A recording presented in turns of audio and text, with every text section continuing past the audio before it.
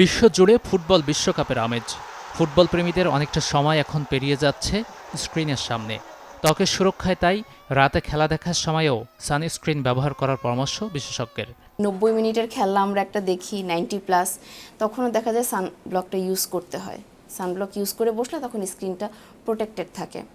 সেটা আমরা যে মোবাইলে দেখি, ইভেন বড় স্ক্রিন দেখি, যেটাই হোক। আর আমরা যদি স্টেডিয়ামে গিয়ে খেলা দেখার সুযোগ হয় তাহলে তো ডেফিনেটলি আমাদের তখন ফিজিক্যাল সানস্ক্রিন ইউজ করতে হয়।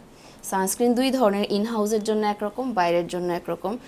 তো বাইরে দেখা যায় তখন আবার ফিজিক্যাল সানব্লকটা ইউজ করতে হয়। কম্পিউটার, টেলিভিশন, ল্যাপটপ, ফোন বা এলইডি লাইট থেকে নির্গত ব্লু লাইট ত্বকের গভীরে প্রবেশ করতে পারে।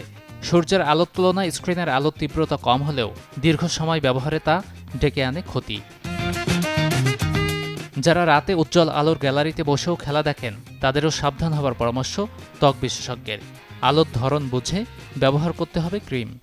ডেফিনেটলি বাইরে বের হওয়ার সময় সানস্ক্রিন ইউজ করতে হবে, এবং অনেক সময় আমরা ঘরে যখন রান্নাবান্না করি, হ্যাঁ, তখনও আমাদেরকে সানব্লকটা ইউজ করতে হবে। ইভেন বড় স্ক্রিন, ছোট স্ক্রিন হোক, যে কোনো স্ক্রিনের সামনে গেলেই আমাদেরকে সানস্ক্রিন ইউজ করতে হবে। এবং যারা শ্যুট করে তখন বড় লাইটের সামনে দীর্ঘক্ষণ থাকতে হয়। এই বাল্বগুলা থেকেও কিন্তু ইউভি লাইট আসে, তখন সেক্ষেত্রেও সানব্লক ইউজ করতে হবে। ফুটবল খেলা উপভোগের সময় সানস্ক্রিন ব্যবহারের পাশাপাশি ত্বক আর শরীরের সুস্থতায় পর্যাপ্ত পানি পান আর দুশ্চিন্তামুক্ত থাকার পরামর্শ চিকিৎসকের। গাজী আনিস, চ্যানেল 24, ঢাকা।